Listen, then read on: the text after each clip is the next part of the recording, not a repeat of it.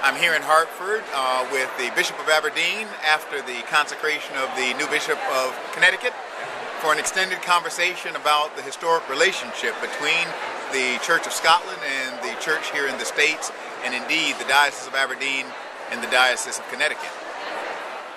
I'm Ian Douglas, and I'm the Bishop-elect here in Connecticut, and I'm so delighted to be saying hello to all the wonderful people in North Carolina. I want to first say thank you to your Bishop, Michael Curry, for being one of the chief consecrators at this consecration and ordination.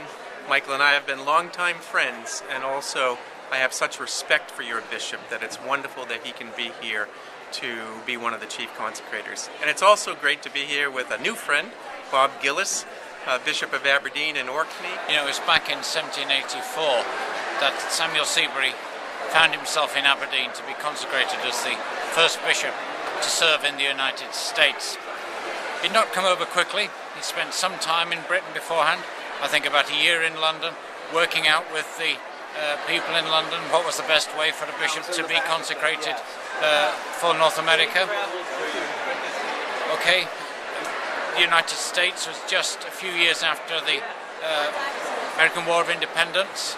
Scotland was only 40 years on from a significant rebellion with England. And even in England, the people recognised that the best thing to do was for the new bishop for America to be consecrated in Scotland.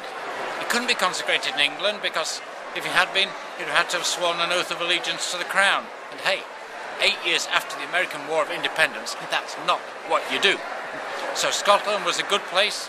Everyone recognised it to be a good place for a consecration. Even the English recognised it. And so in Aberdeen, Samuel Seabury was consecrated by 3 Scottish bishops and then came back to Connecticut and served as the first Anglican bishop overseas, outside Britain, and consecrated by an autonomous province, which Scotland was then and remains so today. And 226 years on, we still have that historic link with the Diocese of Connecticut from the Diocese of Aberdeen and Orkney. It's the oldest and longest link in the Anglican Communion. There are 5 of us here at the consecration. We're proud to continue that link, we're proud to develop it, and the welcome we receive tells us that it is a link that's valued here as much in Connecticut and in the United States as it is for us in Scotland. It's something we treasure, it's something we value, and it's something we're going to continue working hard to maintain. Okay, my visit here is a high-profile one, but in 3 weeks' time we've got an ordinand from Connecticut coming to spend her placement in our diocese. So this link happens at all levels, and to God for it be praised. Amen. Bishop, tell us a little bit about your diocese.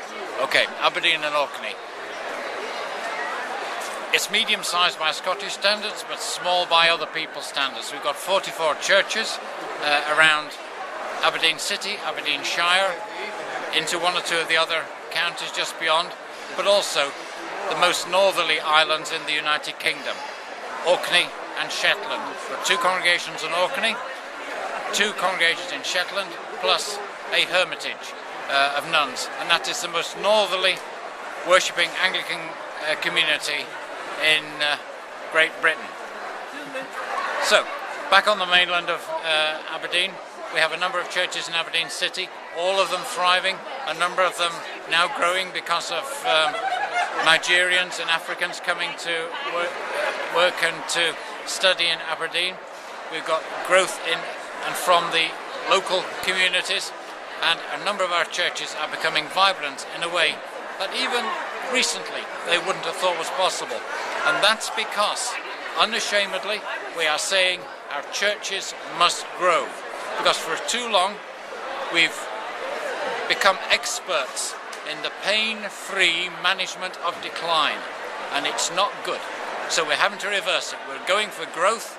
We're looking for any and which way we can to expand our churches. It doesn't always work in the way that we should. And sometimes I get real surprises because I know then that none of this has happened because of me, but it's happened because of God's prompting. And anything we can do to help foster and develop and promote that growth We will, and we're going for it big time. Bishop, God bless you, and thank you for being with us. My greetings to you, my greetings to your Diocese of North Carolina, and what a joy it's been meeting with you, and through this camera, seeing all of you in North Carolina. With an old friend and a new friend from Hartford, Connecticut. God bless and keep the faith.